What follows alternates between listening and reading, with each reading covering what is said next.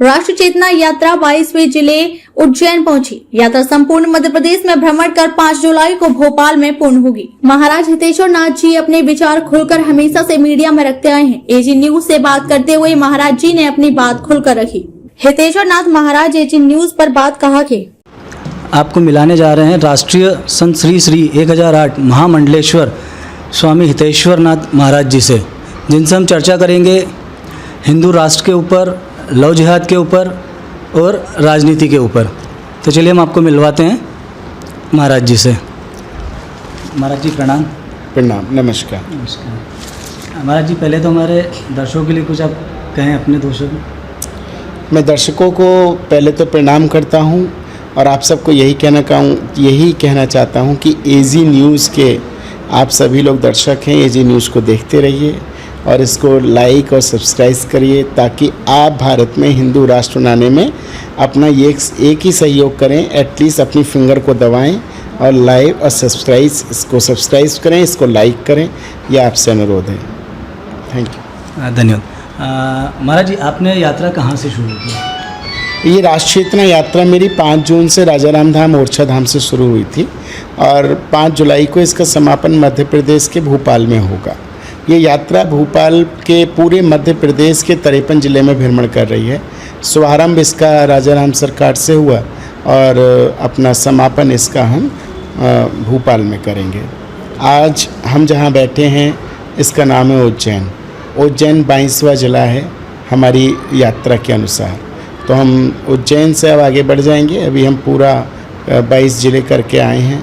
बहुत सारे अनुभव किए लाइफ के और अच्छे भी हुए, बुरे भी हुए, वो सारे मैं आपके साथ शेयर करूँगा। अमर जी, यात्रा का ख्याल एकदम अचानक कैसे आया, या यात्रा के लिए क्या आपका उद्देश्य है? देखिए कि जब मैं महामंडलेश्वर बना था तो मेरी माँ ने मुझे कहा कि तुम महामंडलेश्वर बन के तुम क्या काम करोगे? तो मैंने कहा धर्म का प्रचार करूँगा। तो खाली मेरी माँ ने कहा कि धर्म के प्रचार से नहीं होगा, भारत को हिंदू राष्ट्र बनाने के लिए आपको खड़ा होना पड़ेगा। आप जगह जगह यात्राएं करो, लोगों से मिलो और अपने देशवासियों को अपने राष्ट्र के प्रति जागरूक करो, ताकि वो जाने कि भारत हिंदू राष्ट्र हमें बनाना है। तो मेरी माँ ने कहा कि मैंने तुम्हें जन्म दिया है, लेकिन तुम्हारा जन्म निर्थक ना हो, सार्थक हो। वो भी किस लिए? लगे कि मेरी जब भगत सिंह की माँ को अपने बेटे पर गर्व था कि मेरा एक ही भगत सिंह है, तो आज मुझे भी कल को गर्व हो कि मेरा एक ही हितेश्वर नाथ है। मेरे 10 हितेश्वर नाथ होने चाहिए थे। तो इसलिए मैं अपनी माँ के चरणों का आशीर्वाद लेके इस राष्ट्र चेतना यात्रा को अपने सभी हिंदू भाइयों को जगाने के लिए और भारत हिंदू राष्ट्र बनाने के लिए, सनातन धर्म के प्रचार प्रसार के लिए मैं पूरे भारत का भ्रमण कर रहा हूँ। अब तक मेरी 5 यात्राएं हो चुकी हैं। सबसे पहले यात्रा यूपी की हुई थी, संपूर्ण यूपी, संपूर्ण हिमाचल, संपूर्ण महाराष्ट्र, संपूर्ण गुजरात, संपूर्ण राजस्थान, अब संपूर्ण मध्य प्रदेश। अभी आप उज्जैन में हैं। इससे पहले रतलाम आए थे। रतलाम में जैसा आप बताएं कि आपकी सभी लोगों से चर्चा हुई है, विश्व हिंदू परिषद से, बजरंग दल से, तो इन लोगों से क्या चर्चा हुई, आगे की क्या रूपरेखा बनी है? देखिए, ऐसा है, चर्चा मेरी खाली विश्व हिंदू परिषद या बीजेपी या किसी बजरंग दल से नहीं है। मेरी चर्चा हर राष्ट्र के 145 करोड़ देशवासियों से है और बहुत मुख्य विषय को लेके मैं चर्चा कर रहा हूँ। जैसे धर्मांतरण को रोकना, जो चादर फादर गैंग है इनको बंद करना है, इनको ख़त्म करना है। दूसरा लव जिहाद, जो बिल्कुल कतई बर्दाश्त नहीं है भारत के अंदर। तीसरा जनसंख्या कानून बनना चाहिए और बहुत ज़रूरी है।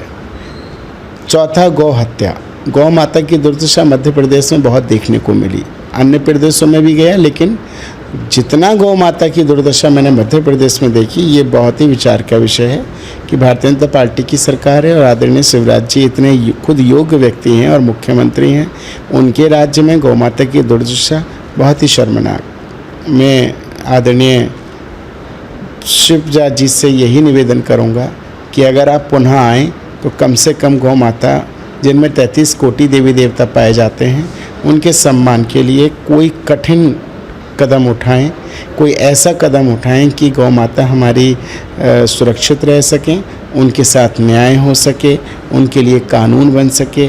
गौ माता के लिए आप गौ भक्त बन के गौ माता की रक्षा के लिए संकल्पित हों। आप गौ माता के लिए किस टाइप का कानून चाह रहे हैं? जैसे आप बोल रहे हैं कि शिवराज जी अगर वापस आते हैं तो गौ माता के लिए कोई कड़े कदम उठाएं, गौ माता की रक्षा के लिए, तो किस तरह का आप कानून की मतलब सिफारिश करते हैं कि इस तरह का कानून होना चाहिए या गौ माता को? बिल्कुल, पहली बात तो ये कि गौ माता राष्ट्रीय पशु घोषित हो, नंबर 1।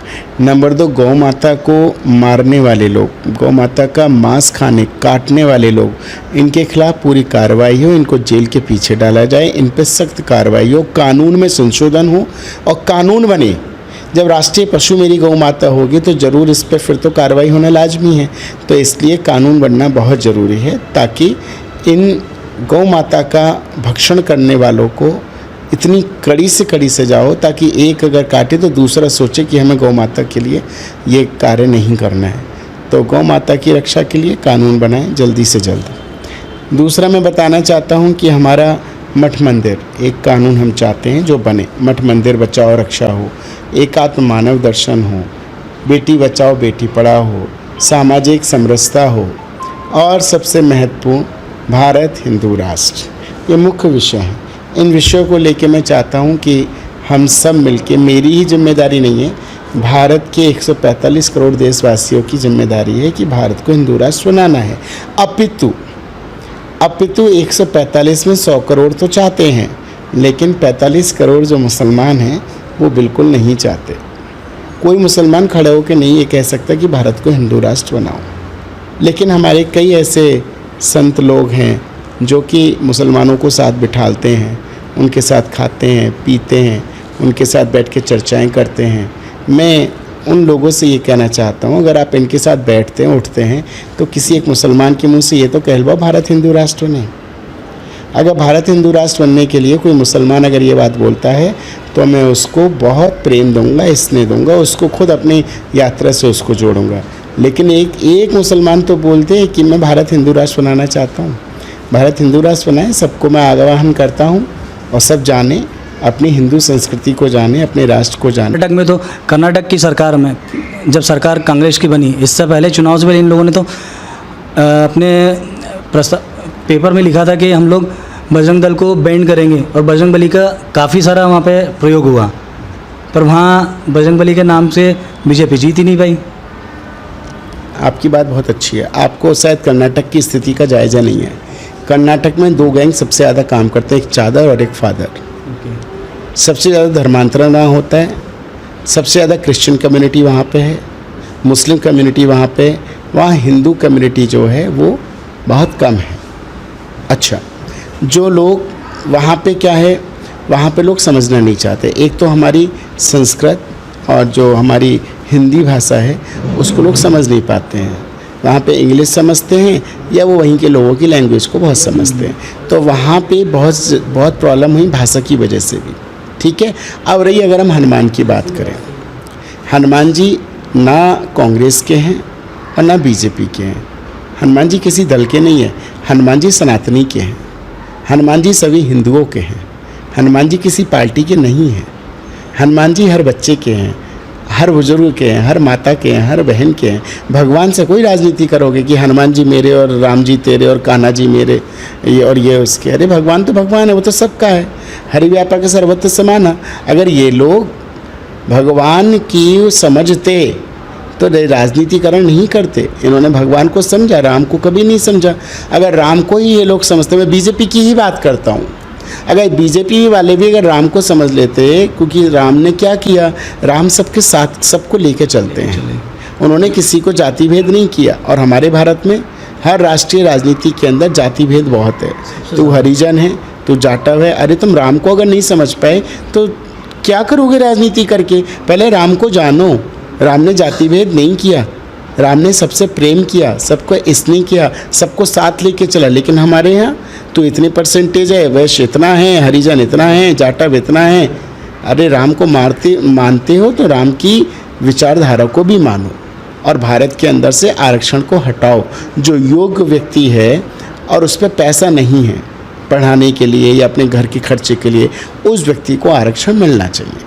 जिस पे सच में जो परिस्थितियों से परेशान है और जिस पे सब कुछ भरमाण है, उसको आरक्षण किस बात का, जिस पे भगवान की कृपा हो रही है, क्यों आरक्षण दे रहे हो। आरक्षण उसे दो जो सच में नीडी है, जो योग्य व्यक्ति है। माँ जी, जैसे आपने अभी किया बोला कि आरक्षण को ख़त्म करना चाहिए, तो मैं इसी पे आता हूँ। तो जैसे आप भी हिंदू राष्ट्र के लिए आगे आ रहे हैं, धीरेन्द्र शास्त्री जी भी हिंदू राष्ट्र के लिए आगे आए हैं, तो क्यों ना आप लोग इस तरह से काम करें कि जातिवाद को ख़त्म करने के ऊपर काम करें, ताकि जातिवाद ख़त्म होगा तो ना कोई ऊंच रहेगा, ना कोई नीच रहेगा, ना कोई राजपूत रहेगा, ना कोई हरिजन रहेगा, तो उसके बाद सिर्फ हिंदू रहेगा, तो आपका वो मूल मंत्र भी जिसके लिए आप काम कर रहे हो वो भी ज़्यादा मजबूत होगा। मैं करता हूँ। मेरी यात्रा में भोजन और भजन, ये जो आप यात्रा देख रहे हैं, सिर्फ हरिजनों के घर है, जाटवों के घर है, जो उनके घर में करता हूँ जो मुझसे अछूते हैं। नहीं, मैं आपको बताता हूँ, पिछली जो मैंने यात्रा की थी उसमें भी यही था।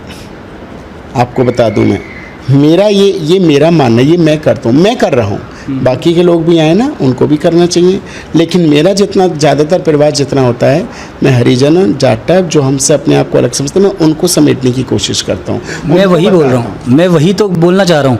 जैसे आप बोले कि मैं इनके यहाँ भोजन कर रहा हूँ, वहाँ कर रहा हूँ, ठीक है, कोई संत बोलते हैं मैं वहाँ कर रहा हूँ, उनसे कम। मैं वही तो बोल रहा हूँ कि क्यों ना एक बार सारे संत एक प्लेटफॉर्म पे बैठें, एक मत हो, और उसके बाद उस चीज़ के लिए काम किया जाए, तो वो काम ज़्यादा मजबूती से होगा।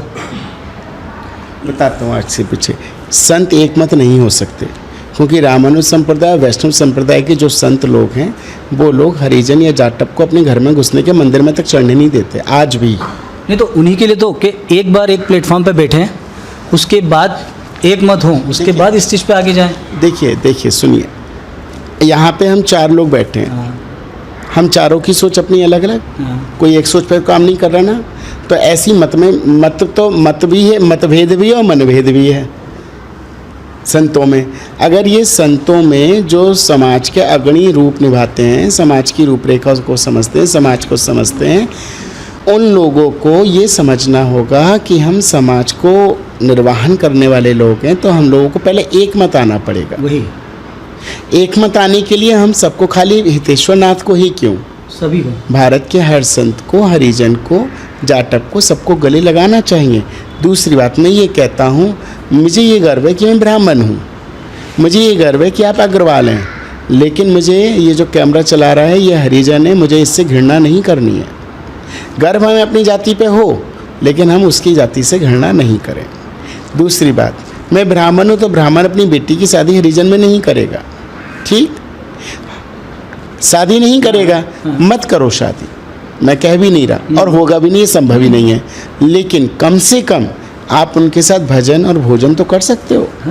भजन भोजन करो, सामाजिक समरसता अपने आप आ जाएगी, उनको अपनाओ, आप अपने घर उन्हें बुलाओ, आप उनके घर में जाओ, उनके कार्यक्रमों में जाओ, समझे। जब हम एक सबको साथ लेके एक प्लेटफॉर्म पे चलेंगे, अपनी जाति पे गर्व और सामने वाले की जाति पे घृणा नहीं करेंगे, तो भारत के अंदर सामाजिक समरसता बढ़ जाएगी। तो मेरा यही उद्देश्य, मैं इसी उद्देश्य पे काम करता हूँ। मुझे मेरे मन में भी एक बहुत लंबे समय से एक चीज़ बात चलती है कि हर संत अपने लेवल पे अच्छे काम करते हैं, अपने लेवल से हिंदुओं को एक करने की भी बात करते हैं, जैसे आप कर रहे हैं, सभी लोग कर रहे हैं। लेकिन जब एक अभी केरला स्टोरी मूवी आई थी, उस मूवी के अंदर एक शॉट था जहाँ पे लड़की उठ के अपने पिता को बोलती है कि इसमें मेरी कोई गलती नहीं है, गलती तो आपकी है, क्योंकि आपने मुझे अपनी संस्कृति के बारे में कुछ बताया नहीं। गलत क्या कहा? मैं वही उसी टॉपिक पे आ रहा था कि क्यों ना संत लोग भी उस चीज़ के ऊपर काम करें कि जहाँ कोई बड़ा तीर्थ स्थान है या बड़ा मंदिर, जहाँ पे बड़ा चढ़ावा आता है, करोड़ों में रुपए आते हैं, तो उन लोगों को बोला जाए कि आप लोग हर जगह गुरुकुल खोलें, ताकि शास्त्र का ज्ञान बच्चों को मिले। इस पे कोई काम क्यों नहीं करता है? उसने कुछ गलत नहीं कहा, उसने सही कहा। अभिभावक हमारे जो पहली गुरु बच्चे की माँ होती है। बिल्कुल। मैं ये कहता हूँ, बच्चे को 18 साल या 20 साल ही नहीं, बच्चे को 5 साल की उम्र से ही बताना चाहिए कि सूर्य भगवान को जल चढ़ाओ, भोलेनाथ पे एक लोटा जल चढ़ाओ, हनुमान जी पे अभिषेक करो, हनुमान चालीसा का पाठ करो। ये 5 साल की उम्र से शुरुआत करो। आप उसको लंबा मत खींचो कि 20 साल की उम्र में कराएंगे। 20 साल में बच्चा पक जाता है, उसको वो आपको नहीं जाके कुछ सीख ही नहीं सकता है, वो सुनेगा ही नहीं, वो तो अपने दोस्तों की सुनेगा, तुम्हारी क्यों सुनेगा। तो इसलिए बच्चे को 5 साल की उम्र से ही धर्म का पाठ पढ़ाना चाहिए, ताकि बच्चा आगे चल के धर्म के प्रति समर्पित रहे। मैं वही तो बोल रहा हूँ कि जब अगर बच्चों को शास्त्र का ज्ञान बचपन से होगा तो वो कहीं भटकेंगे ही नहीं। तो वही चीज़ आपके लिए गुरुकुल के लिए क्यों कोई काम नहीं करता है? गुरुकुल बनाने चाहिए। मैं हर जगह बोलता हूँ, भारत में से क्रिश्चियन स्कूल बंद हो, वही भारत में से क्रिश्चियन स्कूल बंद हो, भारत के अंदर गुरुकुल बने, भारत के अंदर शिशु मंदिर बने जो आरएसएस के स्कूल हैं, उन स्कूलों में बच्चों को पढ़ाएं, क्योंकि उन स्कूलों से बच्चों को शिक्षा मिलती है, संस्कार मिलते हैं, संस्कृति मिलती है, धर्म मिलता है।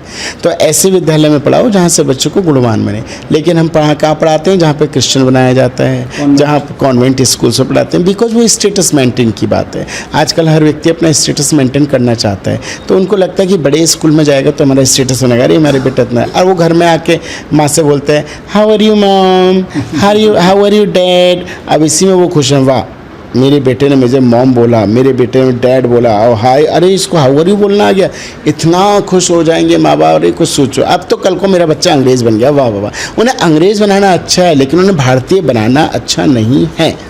अंग्रेज़ और भारतीय में फ़र्क है। I have completed my education from Manchester UK। मैं पढ़ा हूँ फ़ॉरेन में। I completed PhD in 2 subject. I am brilliant boy.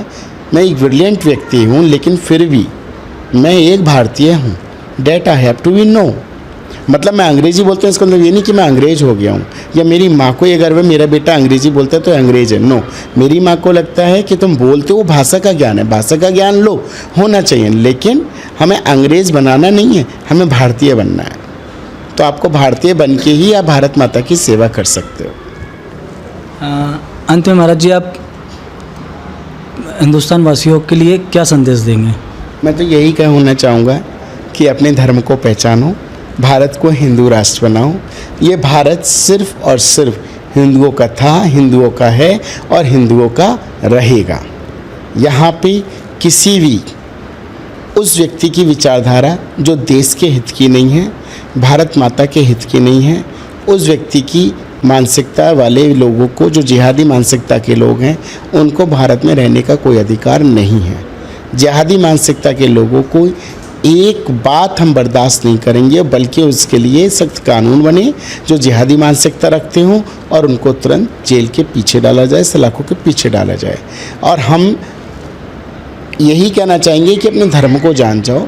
सनातन में बहुत ताकत है, और ये जानो कि जो भगवान, जो कृष्ण 10 उंगलियों से बांसुरी बजाता है तो वो चक्र भी उठाता है।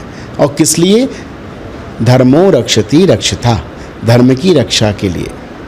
अगर आप धर्म की रक्षा करोगे तो धर्म आपकी रक्षा करेगा। आप बांसुरी सुनते हो, आनंद आता है, ये भी जानो कि आपके हाथ में भगवान ने शक्ति दी है। अगर आपके धर्म के साथ कोई खिलवाड़ करे तो उसको छोड़ना भी नहीं है। सर्वोपरि अपने धर्म की रक्षा करो। मैं यही कहना चाहता हूँ। सनातन हमेशा आपके विरुद्ध बात करेंगे। मैं कह तो रहा हूँ, आप एक मुसलमान ला के खड़ा कर दो, वो ये बोल दे मैं भारत को हिंदू राष्ट्र बनाना चाहता हूँ, मैं उसको अपने गले लगा लूँगा। वाह, ये मेरा भाई है। जो भारत को हिंदू राष्ट्र करेगा, मुसलमान भाई कहेगा बनाओ, मैं आपके साथ हूँ, मैं उसको गले लगाने को तैयार हूँ। वो मेरा अपना है, सीधी सी बात। जो भारत का नहीं वो किसी का नहीं, जो मेरी भारत माता का नहीं वो किसी का भी नहीं है। तो आपकी नज़र में हिंदू राष्ट्र की कैसी कल्पना है? देखिए, धर्मनिरपेक्ष के आधार पर बंटवारा हुआ। धर्मनिरपेक्ष क्या हुआ कि जो हिंदू हैं वो हिंदुस्तान, जो मुस्लिम है वो पाकिस्तान। जो यहाँ पे रह रहे हैं उनको क्या काम? जो यहाँ पे रह रहे हैं इसमें हिंदुस्तान में मुसलमान, उनको तो पाकिस्तान जाना चाहिए, क्योंकि धर्म के आधार पे बंटवारा हुआ। लेकिन फिर भी मैं ये भी बोलता हूँ कि ठीक है, बंटवारा हुआ, अब आप रह गए तो रह गए। भाई दंगे इतने हुए, क्या होता भाई? कुछ इधर रह गए, कुछ उधर रह गए। जो उधर है ना हिंदू, उनकी स्थिति जाके एक बार आप इंटरव्यू जाके उनका लेके आओ पाकिस्तान में हिंदुओं का, आपको हकीकत पता चल जाएगी। पूरे पाकिस्तान के अंदर 7%, ओनली 7% हिंदू रह गए हैं। सब मार दिए इन लोगों ने। लेकिन हम लोग तो फिर भी उपकार कर रहे हैं, हम लोग तो गले लगा रहे हैं। यहाँ का भारत का हिंदू तो यही कहता है, सर्वे भवन्तु सुखिनः सर्वे सन्तु निरामया सर्वे भद्राणि पश्यन्तु मा कश्चित् भावः। हम तो यही बात कर रहे हैं, हम तो किसी का विरोध भी नहीं कर रहे। हमारी बहन बेटियों का बलात्कार हो रहा है, क्या हम आपने किसी हिंदू को सुना मुसलमान की बहन बेटी का बलात्कार करते? करना भी नहीं चाहिए, ये घिनौना अपराध है, नहीं करना चाहिए।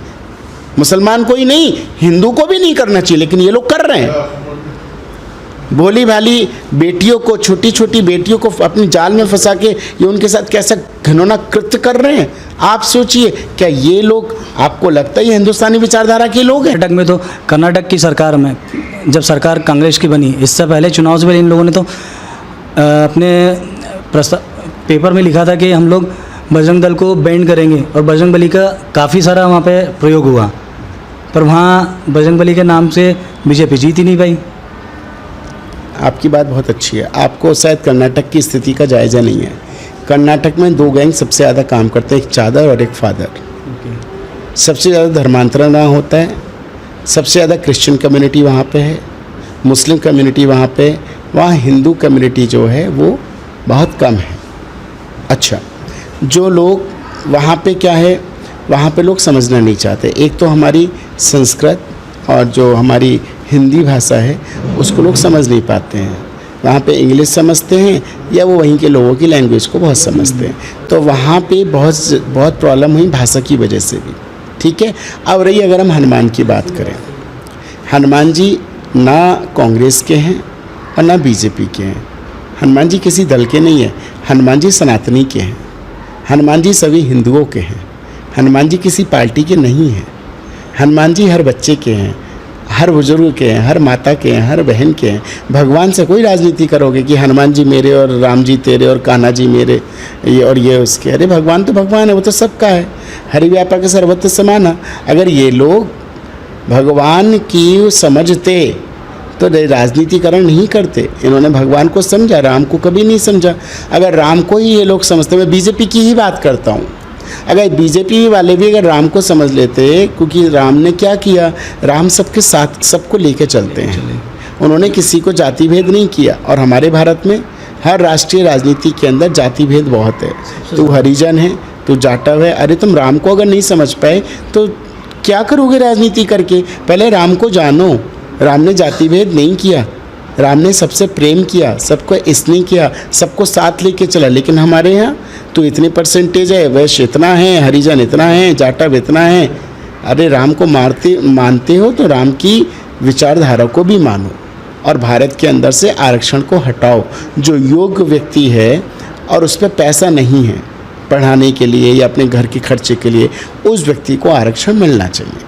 जिस पे सच में जो परिस्थितियों से परेशान है और जिस पे सब कुछ भरमाण है, उसको आरक्षण किस बात का? जिस पे भगवान की कृपा हो रही है, क्यों आरक्षण दे रहे हो? आरक्षण उससे दो जो सच में नीडी है, जो योग्य व्यक्ति है। माँ जी, जैसे आपने अभी बोला कि आरक्षण को ख़त्म करना चाहिए, तो मैं इसी पे आता हूँ।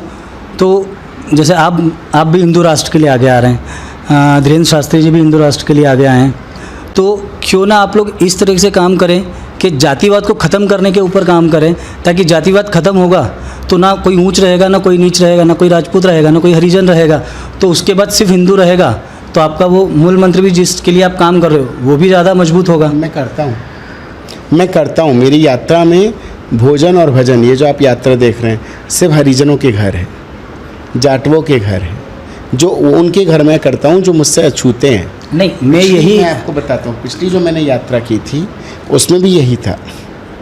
आपको बता दूँ, मेरा ये मेरा मानना, ये मैं करता हूँ, मैं कर रहा हूँ। बाकी के लोग भी आए ना, उनको भी करना चाहिए, लेकिन मेरा जितना ज़्यादातर परिवार जितना होता है, मैं हरिजन जाटव जो हमसे अपने आप को अलग समझते हैं, मैं उनको समेटने की कोशिश करता हूँ। मैं वही बोल रहा हूँ, मैं वही तो बोलना चाह रहा हूँ। जैसे आप बोले कि मैं इनके यहाँ भोजन कर रहा हूँ, वहाँ कर रहा हूँ, ठीक है, कोई संत बोलते हैं मैं वहाँ कर रहा हूँ, उनसे कम। मैं वही तो बोल रहा हूँ कि क्यों ना एक बार सारे संत एक प्लेटफॉर्म पे बैठें, एक मत हो, और उसके बाद उस चीज़ के लिए काम किया जाए, तो वो काम ज़्यादा मजबूती से होगा।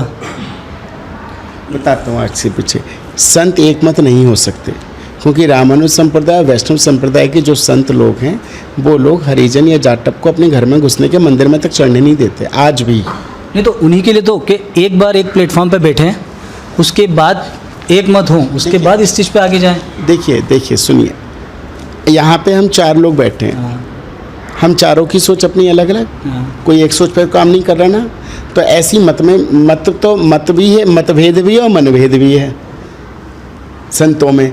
अगर ये संतों में जो समाज के अग्रणी रूप निभाते हैं, समाज की रूपरेखा को समझते हैं, समाज को समझते हैं, उन लोगों को ये समझना होगा कि हम समाज को निर्वाहन करने वाले लोग हैं तो हम लोगों को पहले एक मत आना पड़ेगा। वही एक मत आने के लिए हम सबको, खाली हितेश्वर नाथ को ही क्यों, सभी को, भारत के हर संत को, हरिजन को, जाटव को, सबको गले लगाना चाहिए।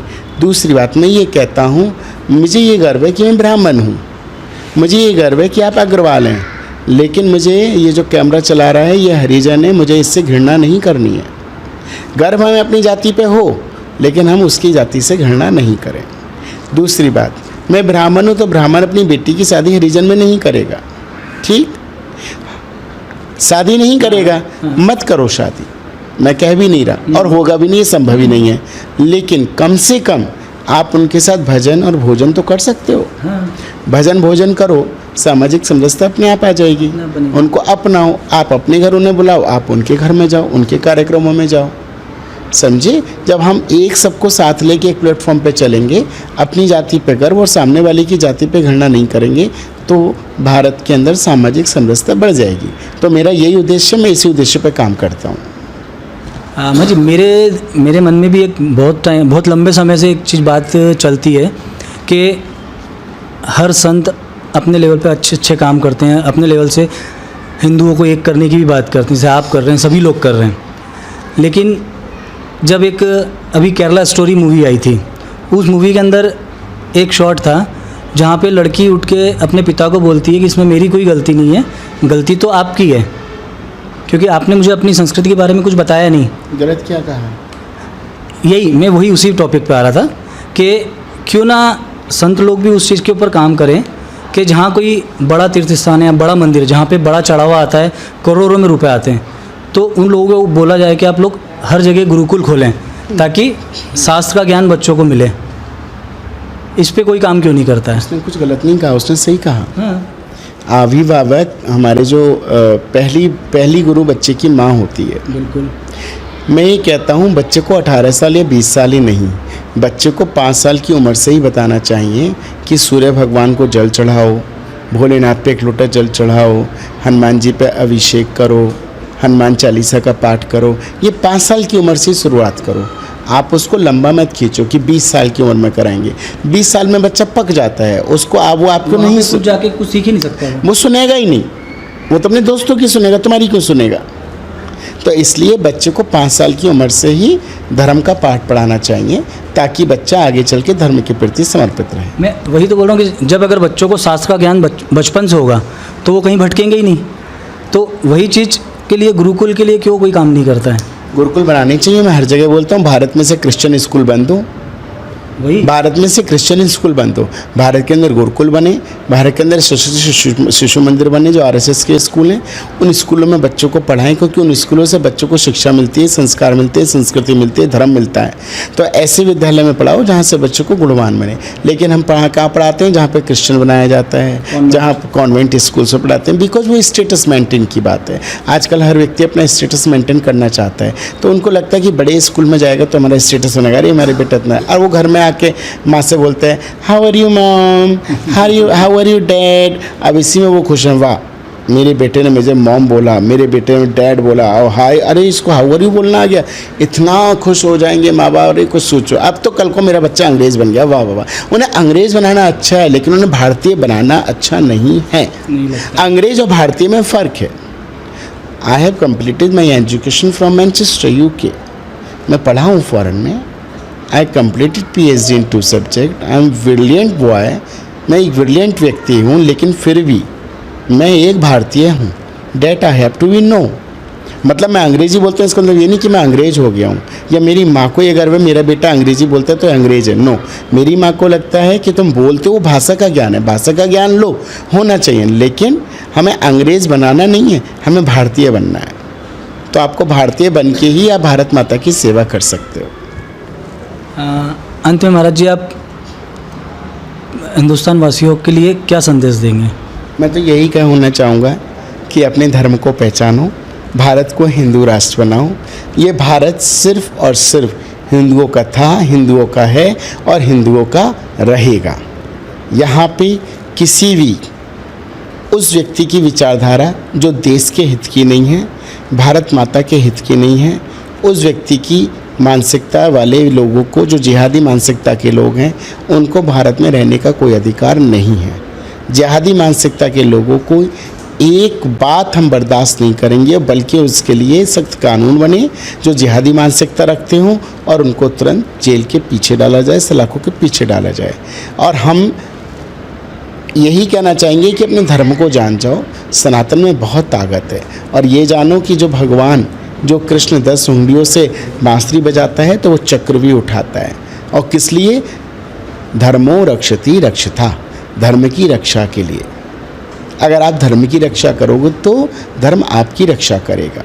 आप बांसुरी सुनते हो, आनंद आता है, ये भी जानो कि आपके हाथ में भगवान ने शक्ति दी है। अगर आपके धर्म के साथ कोई खिलवाड़ करे तो उसको छोड़ना भी नहीं है। सर्वोपरि अपने धर्म की रक्षा करो। मैं यही कहना चाहता हूँ। सनातन